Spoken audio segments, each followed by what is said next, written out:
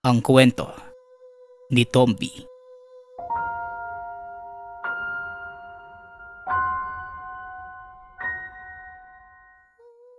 Ang kwentong ito ay hango sa totoong buhay. Mula ito sa isa nating tagapakinig na itago na lang natin sa pangalang Tiyo Samar. Tungkol sa kanyang pamangkin. Taong 1965. Probinsya ng Palawan.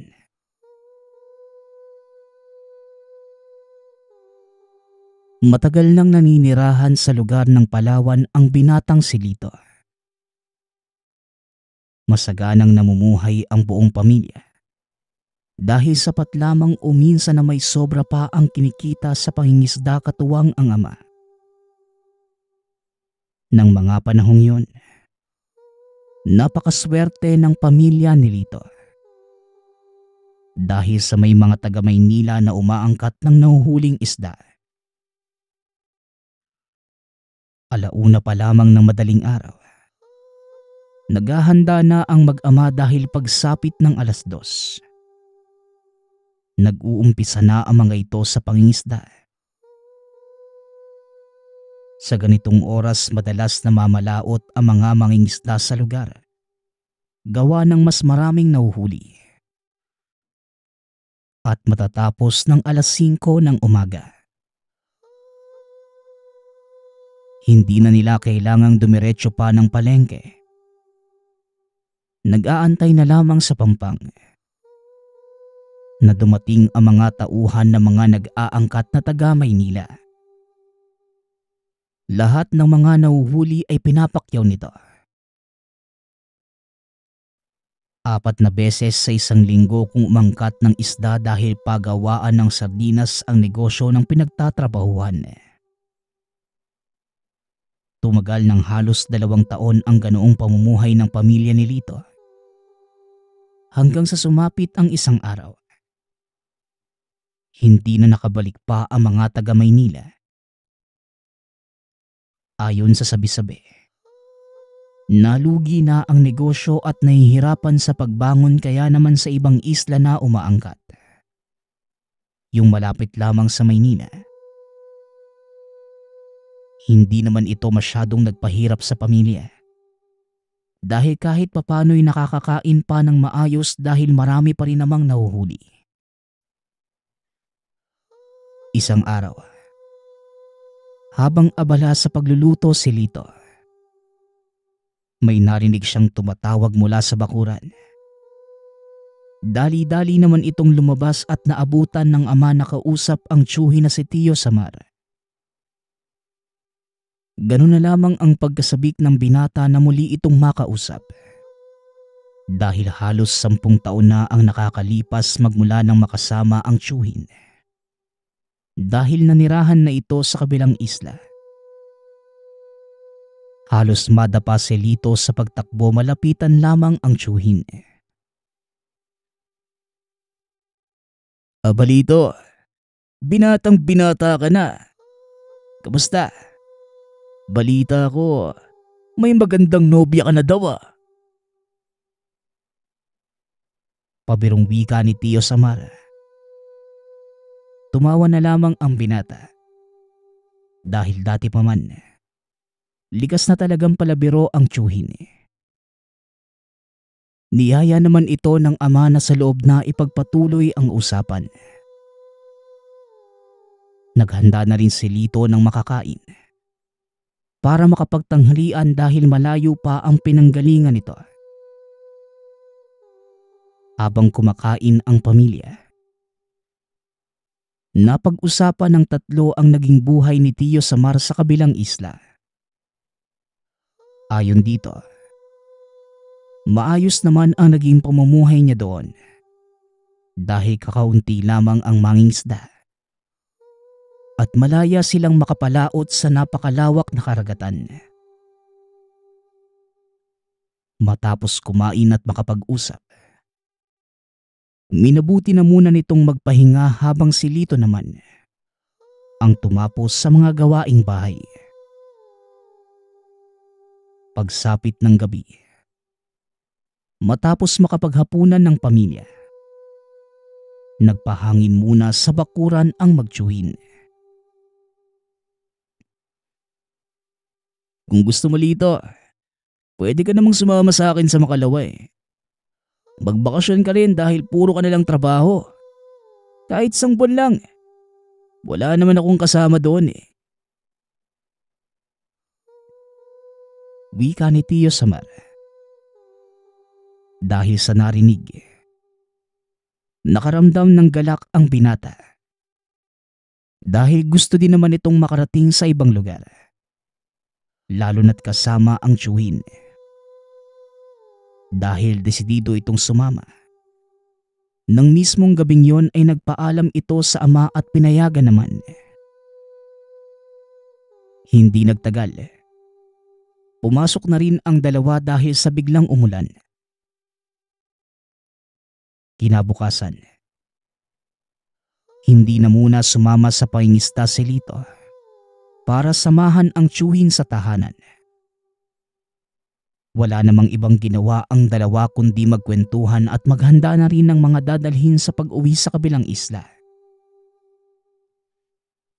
Nang sumunod na araw, gaya ng inaasahan ay sumama na si Lito sa lugar ng tiyuhin. Pagkarating sa lugar, wala namang kakaiba. Tipikal na naninirahan sa tabing dagat at bilang lamang ang mga kabahayan. Naibahagi rin ng tiyuhin na 5:00 ng umaga sila nangingisda.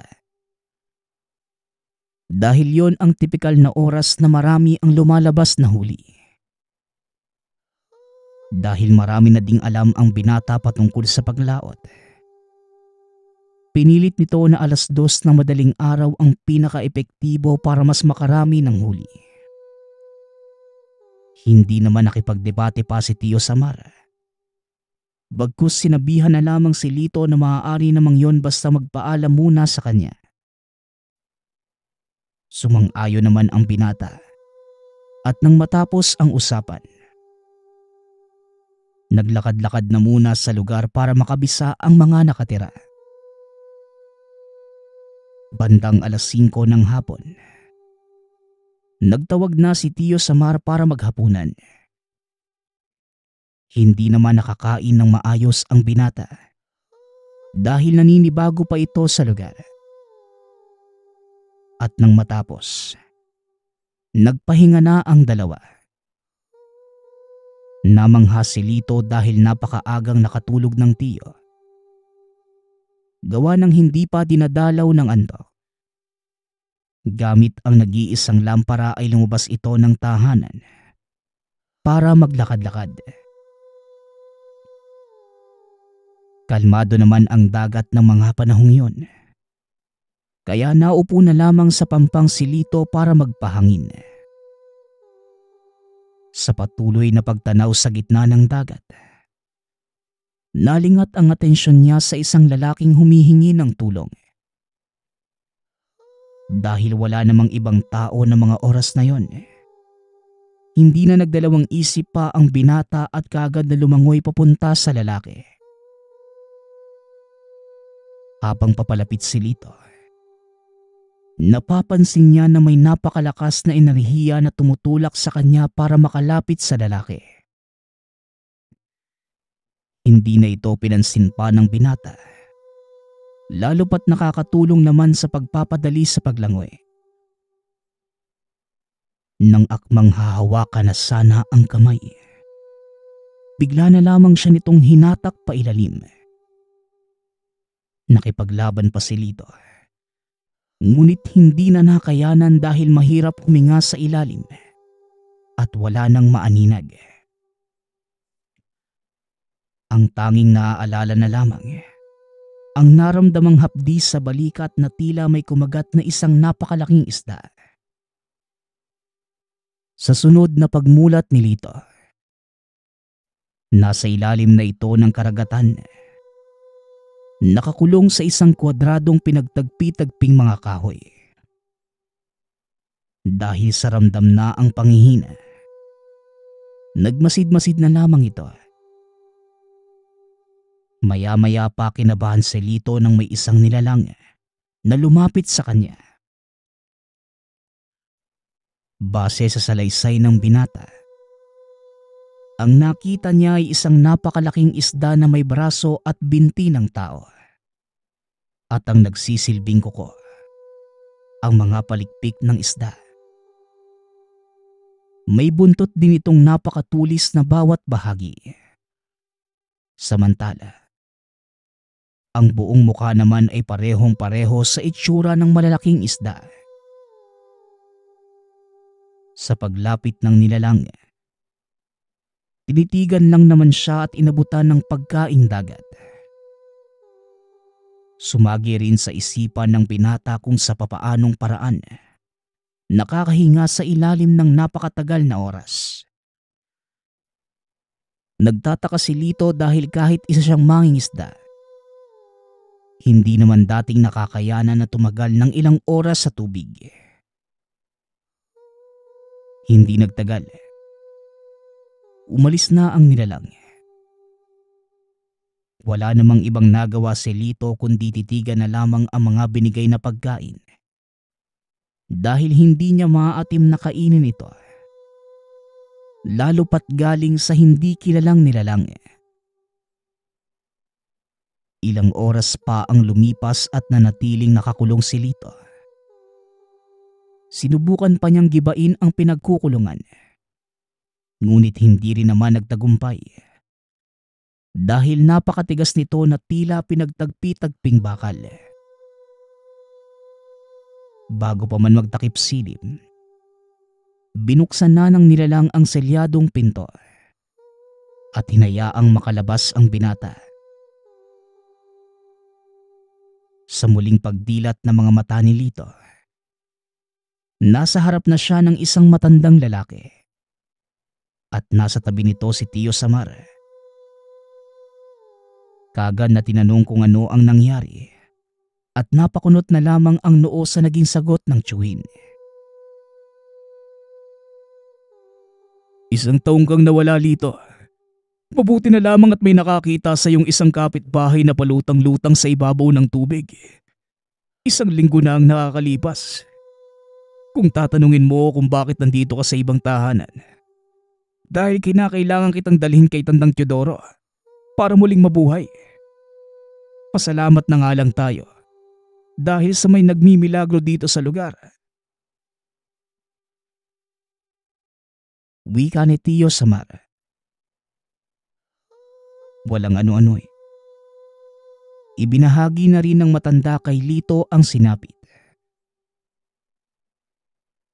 Nabiktima ka, iho ng isang mambubuno. Ito ang mga nilalang na naninirahan sa ilalim ng dagat. Kung may mga naaalala ka pa, maaari mo bang ibahagi sa akin para matanggal ko na kung ano man ang iba pang ginawa sa iyo ng nilalang? Wika ni Tandang Teodoro.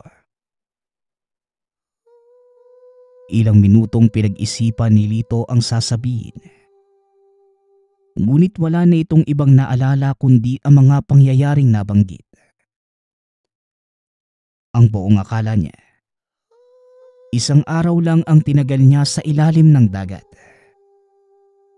Kaya ganoon na lamang ang pagtataka ng isang taon ang nabanggit ng tiyuhin. Halos 3 oras pa ang tinagal ng dalawa sa tahanan ng manggagamot. Pinahiran ito ng kung ano-anong langis na may kasamang dasal. Nang akmang papalabas na ng tirahan ang magtiyuhin, biglang nawala ng malay si Lito. Ibinalik ito sa loob ng tahanan at gumuho naman ang mundo ni Tio Samar.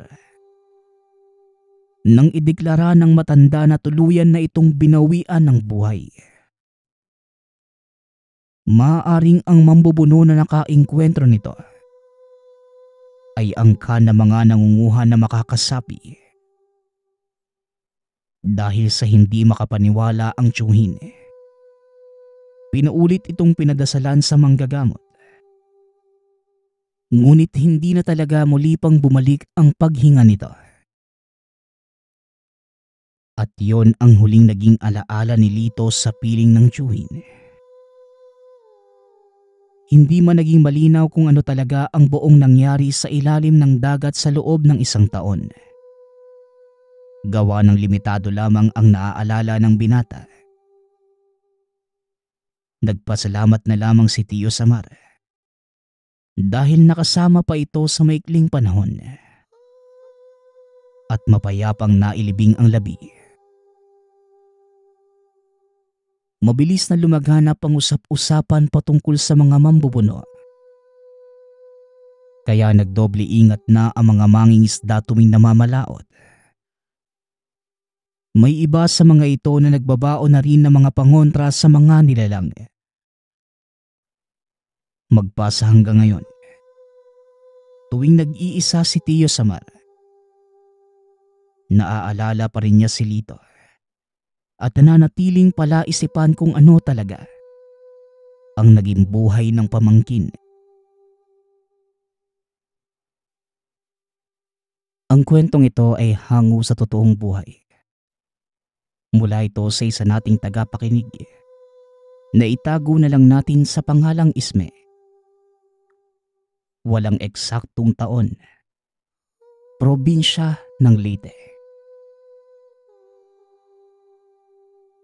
Nang mga panahong ito, nasa edad 30 anyos pa lamang si Isme.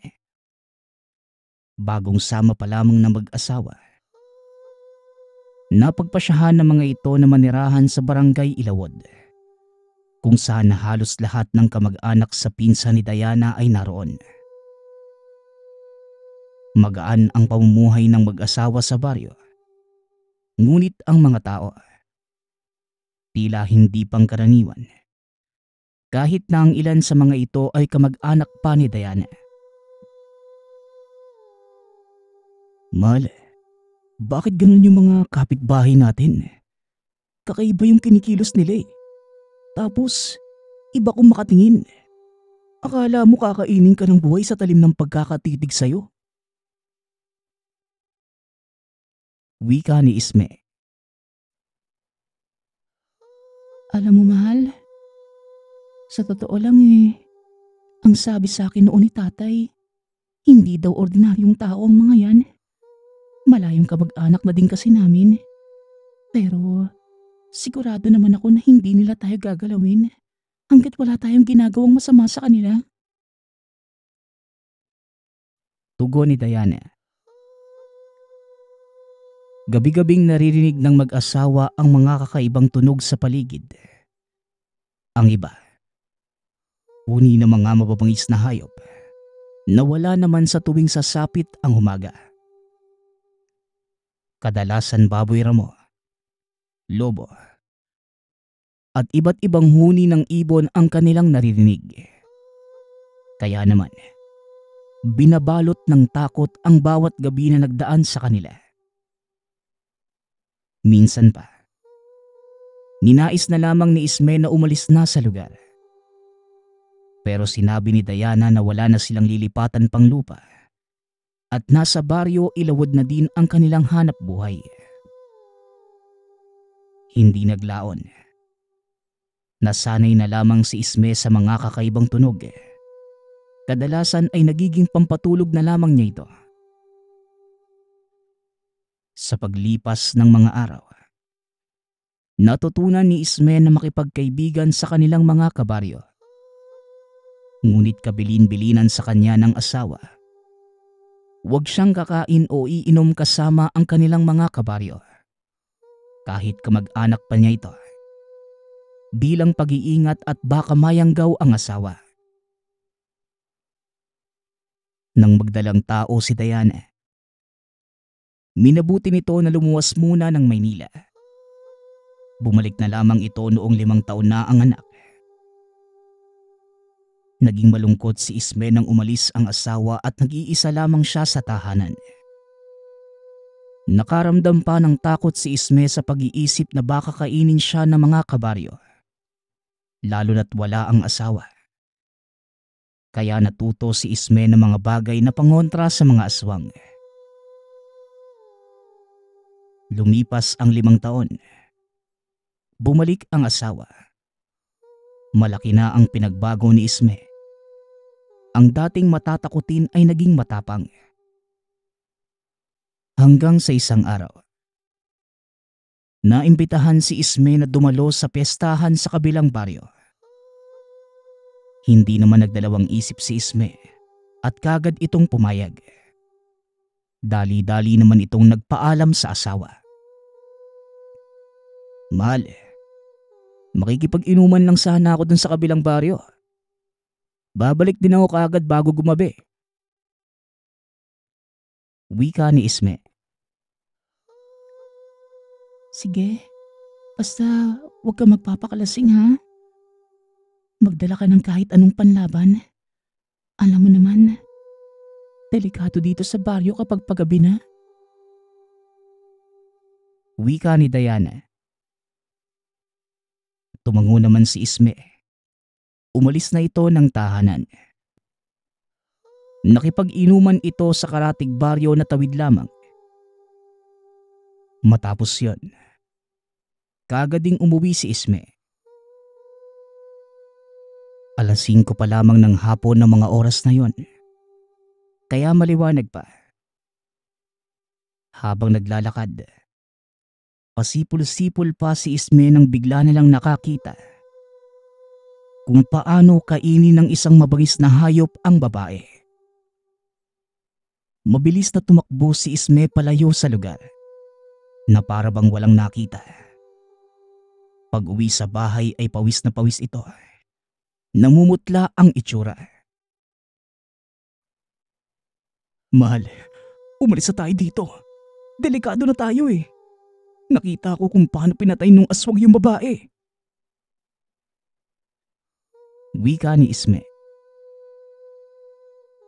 Nanlaki ang mga mata ni Diana sa narinig. Kaya nang mismong araw na yon, umalis ang mag-asawa sa baryo ng Ilawod. Lumipat sila sa karatig baryo dahil sa takot na balikan ng aswang. Pagkalipat ng lugar, nagsimula muli ang mag-asawa. Naging masaya naman sila sa lugar na kanilang nalipatan. Wala na silang naririnig na mga ingay tuwing sasapit ang gabi. Nakampante na din si Isme dahil pakiramdam nito. Hindi naman siya nakita ng aswang pero nagkamali si Isme. Dahil buhat ng araw na yon, binabantayan na pala ito ng aswang. Watot, tigilan mo na ang pagmamanman kay Isme. Baka mapahamak ka pa niyan. Wika ni Aling Teresita. Ito ang nagsisilbing kapitana sa baryo ng Ilawod. Ito din ang pinakamatanda sa kanilang lahat. Samantalang si Watot naman, ang aswang na nakita ni Isme na kumakain ng tao. Kapitana, sinisigurado ko lang na hindi kakanta ang lalaking yon. Mamaya sabihin niya sa mga taga-kabilang baryo ang nakita niya. Di lahat tayo madadamay. Wika ni Watot. Oo nga naman, Kapitana. Hindi porket malayong kamag-anak ng kaibigan mo ang asawa nun na si Diana, magpapakampante na lang tayo. Kailangan din natin mag-ingat. Dagdag ni Diling. Di sana naisip nyo na yan nung una pa lang. At huwag kayong gagawa ng hakbang na hindi ko alam. Dahil paniguradong sasablay na naman yan. Tugon ni Aling Teresita. Tumangulang ang mga ito pero ang totoo, hindi nila pinapakinggan ang sinabi ng kapitana.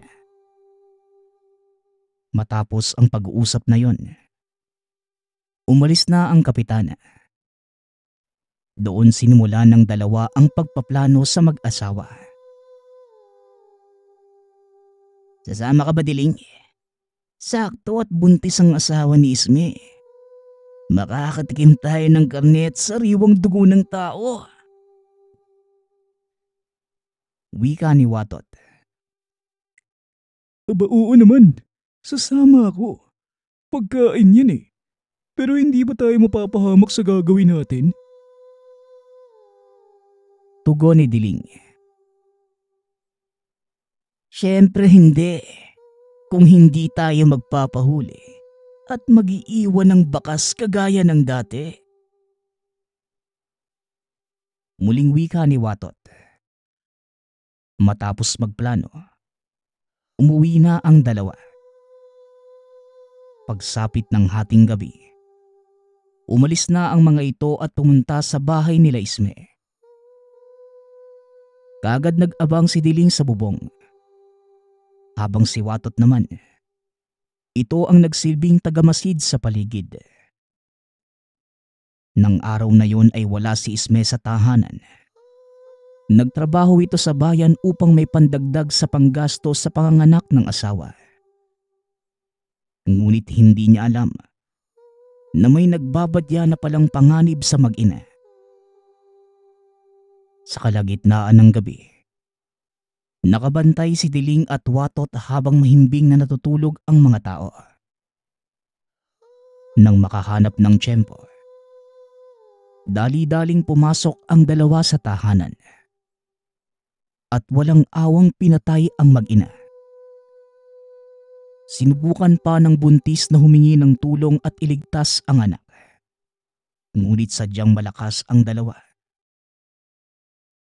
Kinabukasan, mabilis na kumalat ang balita na pagsugod ng mga aswang sa tahanan nila Isme.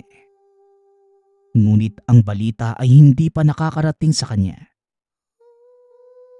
Masaya pa itong umuwi sa kanilang baryo. Dala ang pansit na paborito ng asawa. Ngunit nasa harapan pa lamang ng tahanan, nakita na kagad ni Isme ang tumpukan ng mga tao at ilang mga otoridad. Kagad na nagtaka si Isme. Ngunit naging malinaw sa kanya ang lahat ng ilabas ang bangkay ng asawa at anak. Anong nangyari? Sinong gumawa nito sa kanila? Tanong ni Isme. Gula-gulanit ang damit ng mag-ina. Wakwak ang tiyan at halos hindi na makilala ang asawa ni Isme. Hindi ito makapaniwala na imbes na masayang asawa at anak ang sasalubong sa kanya. Ngunit bangkay na lamang pala ang madadatnan. Labis ang hinagpis na naramdaman ni Isme habang yakap ang kanyang mag-ina. Kaagad namang dinala sa morgue ang bangkay na mag-ina ni Isme. Mabilis namang nakarating sa pamilya ni Diana ang nangyari. Galit na galit ang tatay-tataya ni Diana na si Apo Isko. Kaagad itong dumalaw sa burol ni Diana. At dito lamang ito nakilala ni Isme. Ikaw ba ang asawa ni Diana? Ako nga pala si Isko. Apo Isko ang tawag sa akin ng nakakakilala sa akin. Anak-anakan ko yan si Diana. Halos ako na ang nagpalaki sa kanya. Malakas ang loob ng gumawa nito sa kanila. Wika ni Apo Isko. Kitang-kita sa mga mata nito ang matinding galit. May hinala po ko kung sino ang pwede gumawa nito sa mag-ina ko. Taga-kabilang baryo po siya. Si Watot po na isang abwak. Nakita ko po mismo siya nung nagbibiktima siya ng inosenteng tao eh. Malakas ang hinala ko na binalikan niya ako. Tugon ni Isme. Tumangulang si Apo Isko. Muli itong tumingin sa kabaong ni Diana at ng anak nito. Umiiyak at kita sa mata ni Apo Isko ang tila pagsisisi. Huwag kang mag-alala. Pagkatapos ng burol ni Diana, isasama kita para ikaw mismo ang papatay sa nilalang na gumawa nito sa mag-ina mo. Hindi lang isa ang may gawa nito. Sigurado ako doon. Malamang pinagtulungan si Diana kaya hindi na niya nagawa pang makahingi ng tulong. Muling wika ng matanda. Hindi alam ni Isme kung ano ba ang ibig sabihin ng matanda. Ngunit ang nasa isipan lamang niya ng mga oras na yon, may paghiganti ang mag-iina. Makalipas ang 3 araw na burol ay gaya ng pinangako ni Apo Isko. Isinama nito si Isme sa kabilang baryo at hinanap si Aling Teresita. Nang humarap si Apo Isko sa kapitana, nanlaki ang mga mata nito. Mabilis na yumuko at nagmano. Ano po ang maipaglilingkod namin sa iyo, Apo Isko? Tanong ni Teresita. Nabalitaan niyo naman siguro ang nangyari sa asawa at anak ni Isme. Hindi niyo ko mapagkakailan dahil alam ko na taga rito ang pumatay sa kanila. Tugon ni Apo Isko. Matanda na ito at may tungkod. Ngunit tuwid kong tumayo. Bukod pa doon ay malakas ang boses na umaalingaw-ngaw sa buong baryo. Paumanhin po pero nakakasigurado po ba kayo na isa sa amin ang may gawa nun? Wika ni Aling Teresita. Kaagad namang tumingin si Apo Isko kay Isme. Isme, magsalita ka. Sabihin mo kay Teresita ang nakita mo. Wika ni Apo Isko. Nakita ko po si Watot. Alam kong siya yon. Kahit nakalahating bayawak pa siya ng mga oras na yon. Kinakain niya yung babae. Pero hindi na ako nagsalita laban sa inyo. Nanatili akong tahimik at walang kibo. Lumayo na nga kami para umiwas eh. Pero sigurado kung binalikan pa ako ni Watot. Dahil siya lang naman ang alam kong halang ang bituka na gagawa nun eh. Tugon ni Isme. Tumawa naman ng malakas si Watot. O tapos, bakit kumakampi ka dyan, Apo Isko? Dapat patayin ang taong yan. Dahil may alam na siya sa atin. Wika ni Watot. Kaagad itong nilapitan ni Apo Isko. Sinakal at matalim na tumingin sa mata ng binata. Alam mo ba na ang pinatay mo? Anak-anakan ko yun. Nakakalimutan niyo na ba ang kasunduan natin dito? Isme, kumuha ka ng sundang at gusto kong ikaw mismo ang papatay sa walang modong nilalang na ito. Ang lakas ng loob mong sumagot sa akin. Wika ni Apo Isko. May binigkas ito sa hangin. Hindi na nakagalaw si Watot sa kinatatayuan. Galit na galit si Isme kaya naman. Kaagad nitong sinaksak ang aswang at binawian ng buhay. Nanlaki ang mga mata ng lahat sa nakita. Pasensya na po sa pagiging lapastangan ng aking nasasakupan. Pangako, hindi na po ito mauulit. Wika ni Aling Teresita. Wala kang kasalanan, kaya huwag kang humingi ng tawad sa akin. Kung sino pa ang may sala, sila pa ang makapalang mukha eh. Hanggat hindi humihingi ng tawad ang lahat sa akin, mananatiling mahirap ang pamumuhay ng baryong ito at unti-unting mauubos ang lahi niyo. Sa makalawa, pagsapit ng kabilugan ng buwan, babalik ako para pagbigyan ng iba na humingi ng tawad sa akin. Ang hindi hihingi ng patawad, lahat kayo ay mamamatay. Banta ni Apo Isko. Bumulong ito sa hangin. Dito na nagsimulang manghina ang mga tao sa baryo at nagsusuka. Natakot si Aling Teresita sa banta ni Apo Isko. Kaya naman kagad nitong kinausap ang nasasakupan. Samantalang si Isme naman, umalis na ito kasama si Apo Isko. Binigyan pa ito ng proteksyon laban sa mga aswang. Nang makaalis sila Apo Isko at Isme, kaagad na pinulong ni Aling Teresita ang mga kabaryo. Nakita nyo naman siguro ang ginawa ni Apo Isko kay Watot. Umamin na kayo.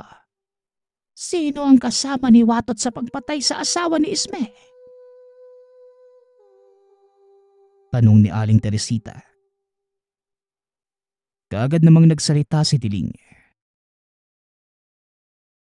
Ano? Hahayaan na lang ba natin? Nababastusin ng isang ordinaryong tao ang pagkatao natin? Tugon ni Diling. Tulog ka ba kanina, Diling? Hindi ordinaryong tao si Apo Isko. Isa siyang gabunan. Mataas siya sa atin kaya wala tayong laban sa isang tulad niya. Muling wika ng kapitana. Kahit na. Sino ba siya para diktahan tayo? Anong gusto niya? Humingi tayo ng pasensya sa kanya matapos ang ginawa niya kay Watot? Tugon ni Diling. Magmamatigas ka pa ba? Marami ang madadamay na inosente. Siguro, ikaw ang kasama ni Watot. Wika ng matanda. Napayuko na lamang si Diling sa sinabi ni Aling Teresita. Hindi ito makatingin ng mata sa mata. Ano kung ako nga? Anong saysay ng paghingi natin ng tawad sa kanya? Kung binigyan niya tayo ng sakit? Wika ni Diling. Tama si Diling. Hindi tayo dapat humingi ng pasensya sa kanila. Dagdag ni Gab. Nahihibang na ba kayo? Kung sa hangin pa lang ay nagawa niya tayong isumpa, ano pa kaya kapag lumaban na tayo? Huwag naman kayo maging mapusok. Isipin niyo ang mga kabaryo natin. Tugon ni Aling Teresita. Kung sino ang gustong lumaban, magsabi lang sa amin. Magkita-kita na lang tayo sa plaza. Wika ni Diling. Napailing na lamang ang kapitana sa inasta ng mga kasama. Hindi niyo alam kung ano ang pinapasok niyong gulo. Nakikiusap ako sa inyo. Huwag na kayo magmatigas pa. Dahil wala din namang patutunguhan ng iyong pagiging matapang. Pagmamakaawa ni Aling Teresita. Ang ilan ay nakinig sa sinabi ng kapitana. Ngunit si Diling, Gab at iba pang matitigas ang ulo. Nagplano na kalabanin si Apo Isko. Samantalang si Isme naman, hindi pa rin nawawala ang nangyari sa isipan. Kaya nagpa siya muna itong lumuwas ng Maynila. Ngunit tila hindi matahimik ang konsensya. Dahil sa ginawa niya kay Watot kaya naman muli itong bumalik sa kanila at nag-isip ng plano. Sa kabilang banda, hindi na alam ni Aling Teresita kung paano niya makukumbinsi ang ibang mga kasama na magpakumbaba na lamang. Hanggang sa naisipan nito na umalis na lang sa baryong Sinilangan at Kinalakihan. Hinanap nito si Isme at dito nag-usap ang dalawa. Pasensya na nga po pala kayo, Aling Teresita. Alam kong mabuti po kayong tao. Dahil lang po sa isang pagkakamali kaya nangyari ito sa inyo. Wika ni Isme. Wala kang dapat ikahingi ng pasensya dahil wala ka namang kasalanan. Dapat ako nga ang humingi sa iyo ng tawad dahil nabigo akong bantayan ang aking nasasakupan. Hindi ko akalain na magagawa nila ang ganong karumal-dumal na bagay. Matagal na kaming namumuhay ng payapa sa Baryo Ilawod.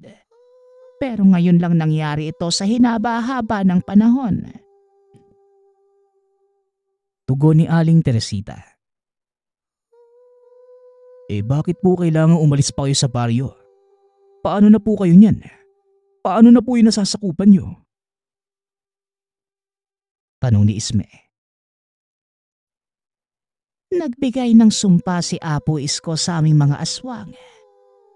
Hanggat hindi umaamin ang may sala at humingi ng tawad sa kanya, lahat madadamay. Nagbabakasakali ako na pag wala ako ron, hindi ako masama sa mamatay. Tugon ni Aling Teresita. Kakausapin ko po si Apo Isko para naman po hindi na kayo madamay at matigil na ang lahat ng ito. Muling wika ni Isme. Kaagad namang umiling ang matanda. Hindi na, Isme. Aalis na lang kami ng pamilya ko. Hindi na din magbabago pa ang isipan ni Apo Isko. Marahil ito na ang kapalaran namin. Ang mapaalis sa baryong aming minamahal. Kasalanan ko din kung bakit humantong sa ganito ang lahat. Kaya wag na wag mong gagawin ang naiisip mo. Dahil maaabuso ka ng mga kauri ko kapag nagkataon.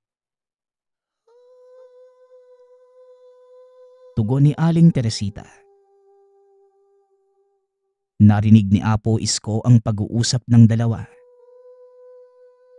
Kaya naman kinausap nito si Aling Teresita. Teresita, narinig ko ang usapan niyo ni Isme. Hindi niyo naman kailangang umalis sa baryong yon. Pero kung yon ang pasya mo, babasbasan ko kayo ng pamilya mo. Naway maging matiwasay at payapa ang inyong pamumuhay sa lilipatan niyong baryo. Wika ni Apo Isko. Napangiti naman si Aling Teresita sa sinabi ng matandang gabunan. Maraming salamat po, Apo Isko.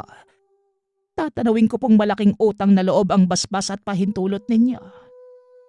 Ikaw na po ang bahala sa mga kasamahan kong nagmamatigas. Ginawa ko na po ang lahat para makumbinse sila. Pero mapupusok at ganid ang mga ito. Kaya tama lang sa kanila na harapin ang galit mo. Wika ni Aling Teresita.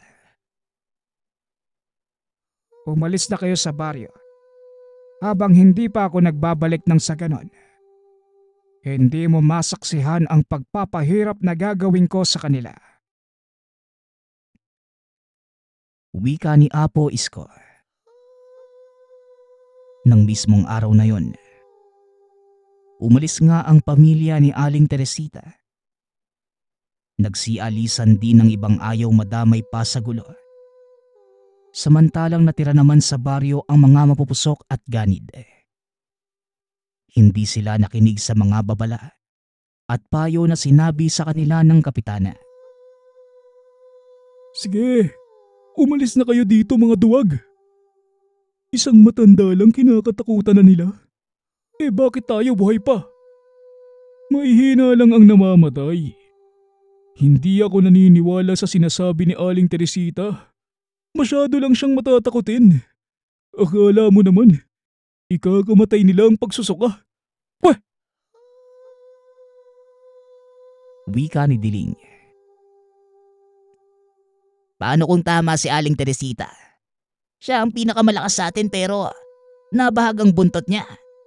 Kaya baka naman kasi totoo na malakas ang gabunan na yon. Tugon ni Gab. Alam mo, di sana sumama ka na lang dun kay Aling Teresita. Duwag ka din pala eh. Muling wika ni Diling.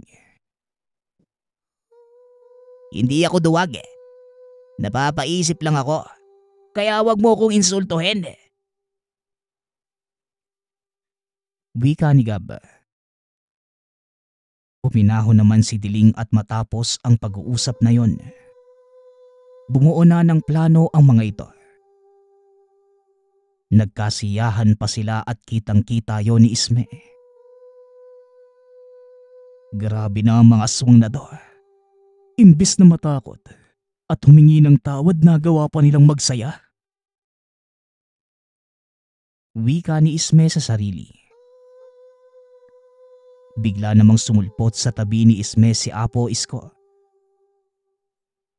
Kaya dapat lang naubusin ang mga kagaya nila. Hindi na dapat pa binibigyan ng pangalawang pagkakataon.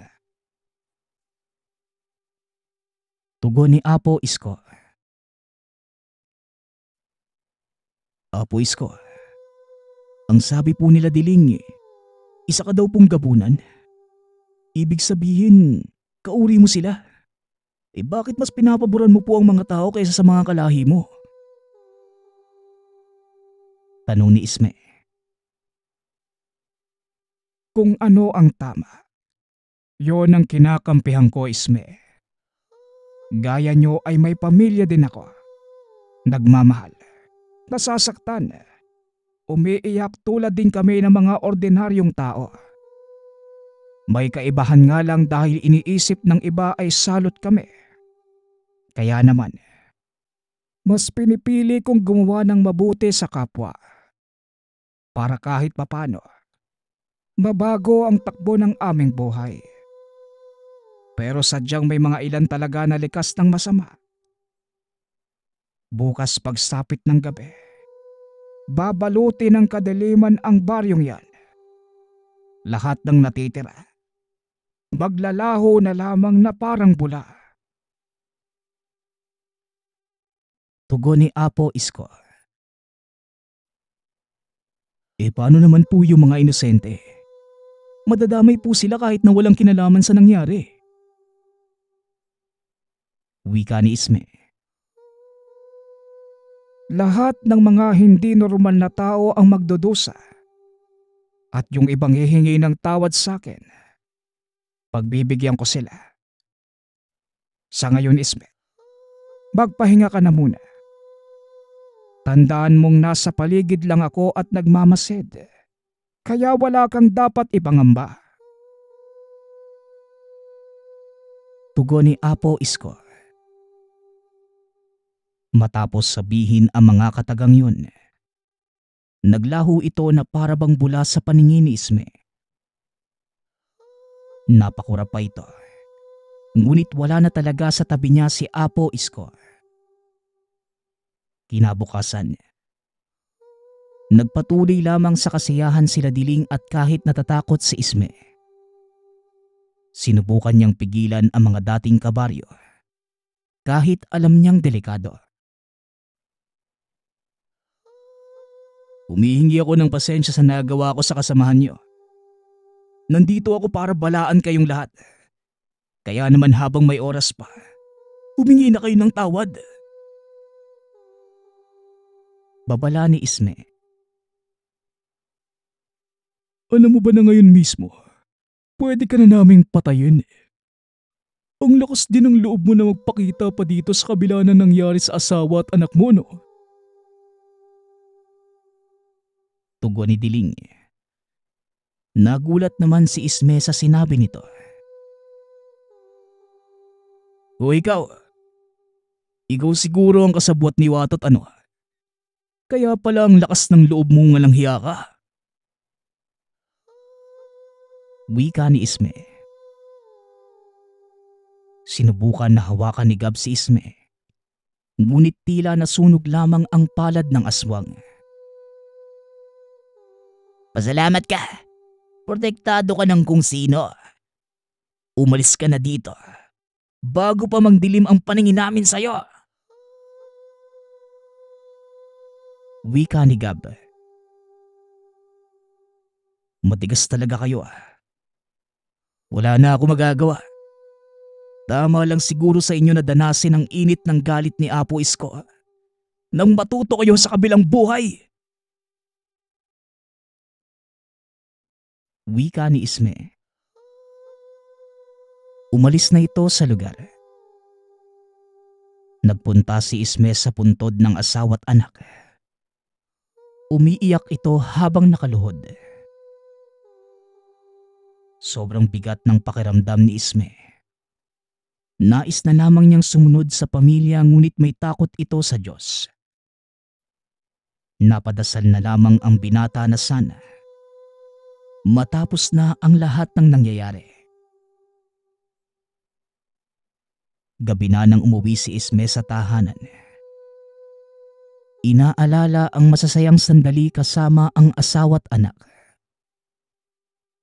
Ilang sandali pa ang lumipas.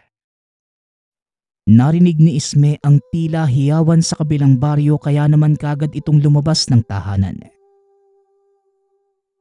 Halos lahat ng kanilang kapitbahay ay nakasilip sa bintana. Nagmamasid sa paligid ngunit tanging hiyawan at pag-iyak lamang ang naririnig. Sa kabilang banda naman, pagsapit ng gabi, gaya ng sinabi ni Apo Isko ay sumugod ito sa kabilang baryo. Narinig ko ang mayayabang niyong tugon. Sa halip na humingi kayo ng tawad, nagmamalaki pa kayo. Kung nakinig lang sana kayo kay Teresita, pati kay Isme, hindi na sana hahantong sa ganito ang lahat. Wika ni Apo Isko. Mayabang ka din naman ah. Wala ka namang sinabi sa amin kapag pinagtulungan ka na namin. Wika ni Diling. Matapang na nakatitig kay Apo Isko. Tinitigan lang ito ng matalim ni Apo Isko at sa isang iglap. Napunit ang pakpak nito sa likuran. Kaya bigla na lamang bumagsak ang manananggal na si Diling. Anong ginawa mo? Bakit ba kinakampihan mo pa ang mga yan kesa sa aming kalahi mo? Tanong ni Gab. Dahil kayo ang nasa mali. Una sa lahat, pinatay niyo ang anak-anakan ko. Pangalawa, nilapastangan niyo ang lahi natin. Pangatlo, nandamay pa kayo ng inosenteng bata kaya bakit pa kayo aasa na kakampihan ko kayo? Binigyan ko kayo ng maraming pagkakataon. Pero lahat yon, sinayang niyo. Tugon ni Apo Isko. Nagsimula na itong bumulong sa hangin ng orasyon. Nabalot ng kadiliman ang buong paligid. Lalaban kami hanggang kamatayan. Hindi namin ibababa ang aming sarili sa isang kagaya mo. Muling wika ni Gab. Hindi pa man ito nagagawang makalapit kay Apo Isko. Bumagsak na ito sa lupa. Kahit ang iba ay hindi pa nakakapagpalit ng anyo, isa-isa nang nagbagsakan ang mga ito. Sinubukan pa ng iba na tumakas mula sa sumpa ng gabunan. Ngunit huli na ang lahat. Dahil dumating na ang araw na sinabi ni Apo Isko. Kinabukasan, mabilis na umugong ang balitang naubos ang lahat ng tao sa baryo Ilawod. Hindi alam ng marami ang tunay na nangyari. Ngunit si Isme ay alam ang punot dulo ng lahat. Matapos ang nangyaring kaguluhan, naging abandonado na ang baryo Ilawod. Wala nang nagtangkang manirahan doon dahil sa paniniwalang may sumpang bumabalot sa baryo. Samantala, bago umalis sa baryo si Apo Isko, nagpakita muna ito kay Isme. Isme, patawarin mo ang sarili mo. Mag-umpisa kang muli bitbit ang basbas ko. Pagpalaing kanawa ng may kapal. Wika ni Apo Isko. Mula noon, magpasa hanggang ngayon, hindi na muli pa itong nakita ni Isme.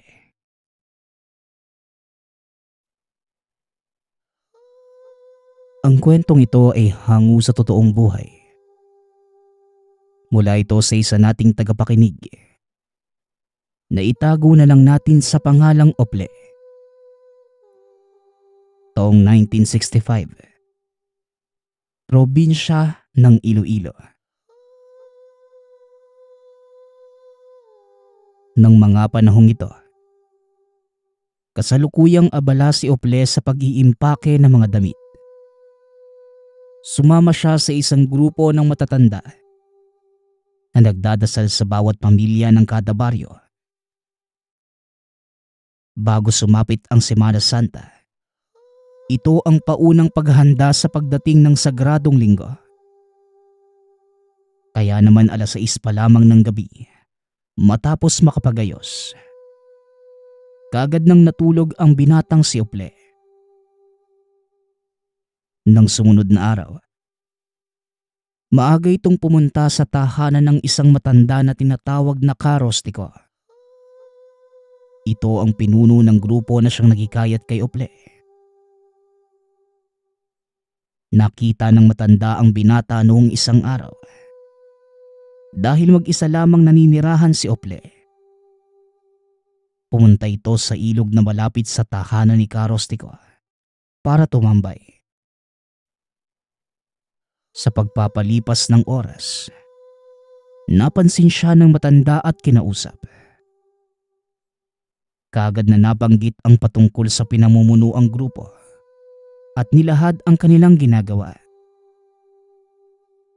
Dahil sa likas namang paladasal si Ople at malalim ang paniniwala sa Diyos, madali naman itong sumang-ayon sa matanda na sumama sa grupo. Kaya naman magmula ng araw na yon, palagi nang pumupunta ang binata sa tahanan ni karostiko para makapag-aral ng mas malalim na karunungan patungkol sa kinikilalang Diyos. O iho, andiyan ka na pala. Napakaaga mo naman ata. Maupo ka muna at antayin pa natin ang iba pa nating kasama. Wika ni karostiko. Naupo muna si Ople sa bakuran habang ang matanda naman pumunta ng kusina para bigyan ng mainit na maiinom ang binata. Sa pag-aantay, naibahagi ng matanda ang mga karanasan sa taunang ginagawa. Nagsabi na rin ito ng mga payo sa binata. Dahil likas na sa panata ang makaengkwentro ng mga pilosopong tao, napilit dinidiin na hindi totoo ang Diyos. Ayon dito, kung sakali mang may makaharap na ganong tao, respetuhin na lamang nito ang paniniwala dahil kinakailangang mag-ingat lalo pat sila ay maituturing na dayo lamang. Maya-maya pa, dumating na ang kanilang mga kasamahan. Hindi na nagpalipas pa ng oras at umalis na ang mga ito para hindi abuti ng dilim bago makarating sa susunod na baryo.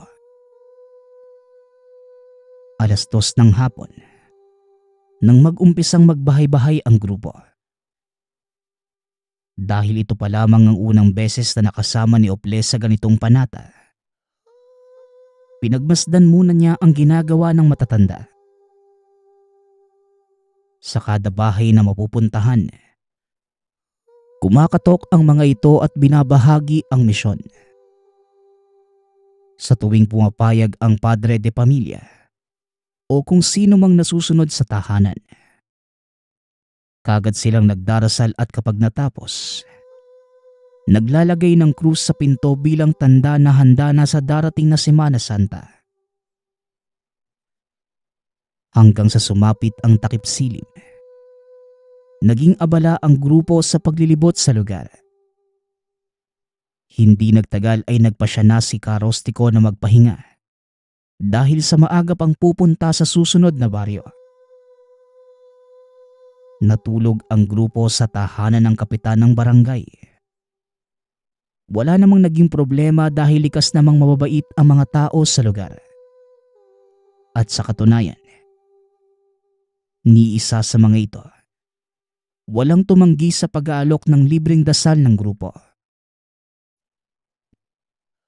Nang sumunod na araw, 4:00 pa lamang ng umaga ay umalis na sina Ople dahil malayo-layo pa ang susunod na baryong pupuntahan.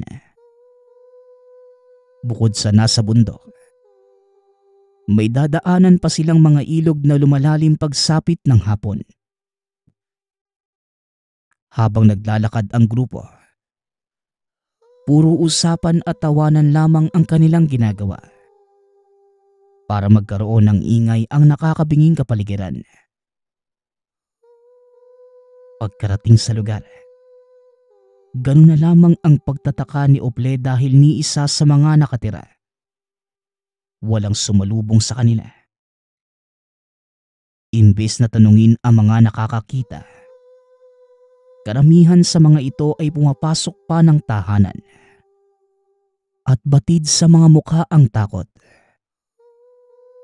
Dahil dito nagtangkang lumapit ng binata sa isang matandang lalaki na nakaupo sa ilalim ng puno ng mangga. "Magandang araw po, Lolo.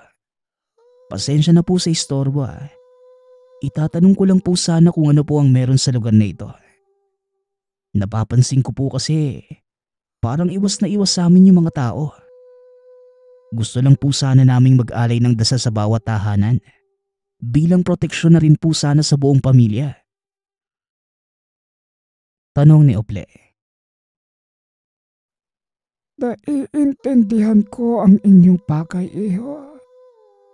Ngunit aabisuhan na kita. Ibang Diyos ang meron sa lugar na ito. At kung ako sa inyo, huwag nyo nang antayin pa na ito ang kusang magpakilala sa inyo. Wika ng matanda. Dahil sa narinig, tinangka muli ng binata na magtanong patungkol sa ibig sabihin nito. Ngunit hindi na muling nagsalita pa ang matanda.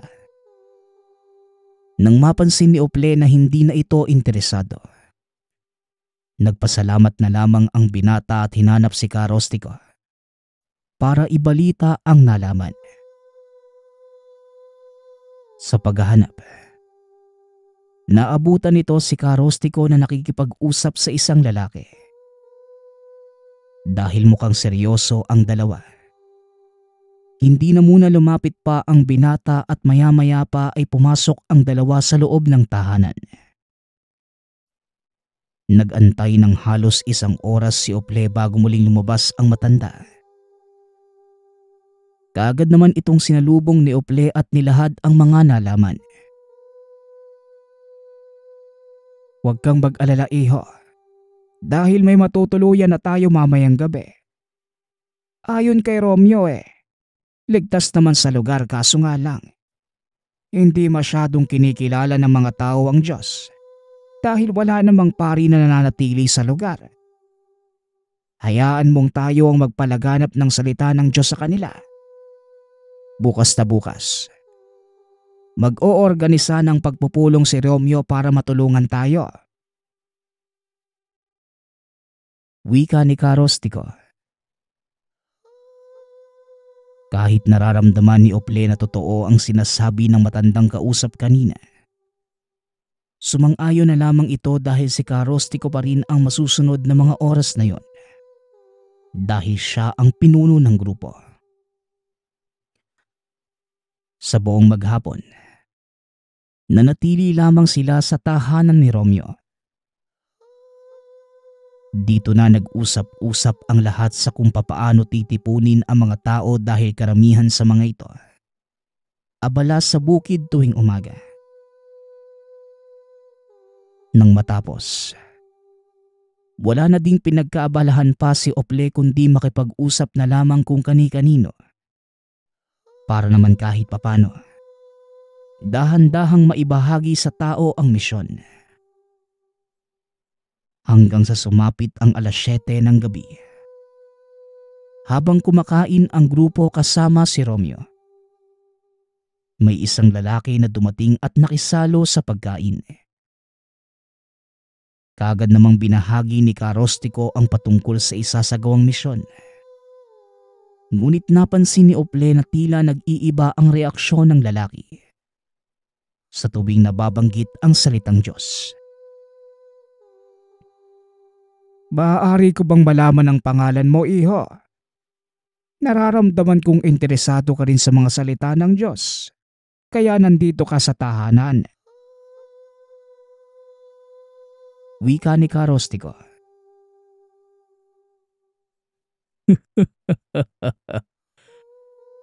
Anong Diyos ang pinagsasasabi mo? Ako ang Diyos sa lugar na ito. Tugon ng lalaki. Napatayo lahat ng nasa kwarto dahil sa kilabot na naramdaman. Galing sa pagiging normal na tao, bigla itong nag-iba ng anyo. Naging purong itim ang buong katawan. May mapupulang mata at gumawa ng tunog na nakakapanindig balahibo. Kasabay nito, lahat ng aso sa lugar pumunta sa tahanan ni Romeo at walang humpay sa pag-atungal. Dahil kakaiba na ang pakiramdam sa buong paligid, nag-umpisa nang magdasal si Karostico at sumabay na rin si Ople. Walang ano-ano eh. Dinampot ng nilalang si Karostico at sinama papalabas. Hindi naman makagalaw sila Ople dahil tila may kung anong pumipigil sa kanilang mga katawan. Habang naririnig ang mga atungal ng aso, hindi mapakali ang binata. Dahil pakiramdam niya may masamang nangyayari sa matanda. Samantalang si Romeo naman, lumabas din ng tahanan at hindi na bumalik. Tanging ang natira sa loob ay ang grupo ng mga misyonaryo. Halos 3 oras pa ang tinagal ng mga ito sa kwarto nang matigil na ang ingay sa buong paligid. Saka lamang nakagalaw ang lahat. Kaya naman sabay-sabay silang lumabas at matyagang naghanap sa gitna ng dilim. Natigilan ang grupo nang may sumigaw na isa nilang kasamahan. Dali-dali itong pinuntahan ni Ople at napaupo na lamang sa lupa nang makita ang matanda na wakwak na ang tiyan. Napadasal na lamang habang umiiyak ang mga kasamahan sa nakita dahil hindi katanggap-tanggap ang sinapit ng isa sa mga dalubhasa sa pagpapalaganap ng balita ng Diyos. Dahil sa nangyari, minabuti ng grupo na umuwi na sa kanilang baryo. Pinagtulungan na lamang ang labi ni Karostico hanggang sa makarating sa sariling lugar. Maswerte naman dahil ligtas silang nakalabas sa nasabing bundok. Ngunit hindi pa rin mapakali si Ople dahil sa isang matandang babae na lumapit sa kanya. Bago pa man tuluyang makalabas ng bundok, ayon sa matanda, nagkamali sila ng pinasok na lugar dahil pugad ito ng mga aswang. Bukod sa katagang yon, wala namang iba pang sinabi ang matanda. Ngunit hindi makakalimutan ni Ople ang pakiramdam na tila tumagos sa kaluluwa. Dahil dito, Kaagad na nagpasya ang binata na hindi na sumama sa grupo. Matapos ang libing ni Karostico, formal na itong nagpaalam at nanilbihan na lamang sa simbahan sa baryo bilang pagpapatuloy pa rin sa pagsisilbi sa Diyos. At yon ang naging una at huling pagsasama ng binata sa misyon. Magpasa hanggang ngayon, alagad pa rin ng simbahan si Ople. Hindi naman ito nagsisisi sa ginawang pasya. Dahil marami din naman siyang natulungan, lalo pa ang mga dumadalaw sa simbahang marami ang katanungan sa Diyos. At sa katunayan, isa mang tipikal na naninilbihan ng simbahan. Isa si Ople sa kilalang dalubhasa sa larangan ng pagpapahayag ng salita ng Diyos. At madalas binabahagi ang karanasan nang minsang pasukin ang pugad ng mga aswang.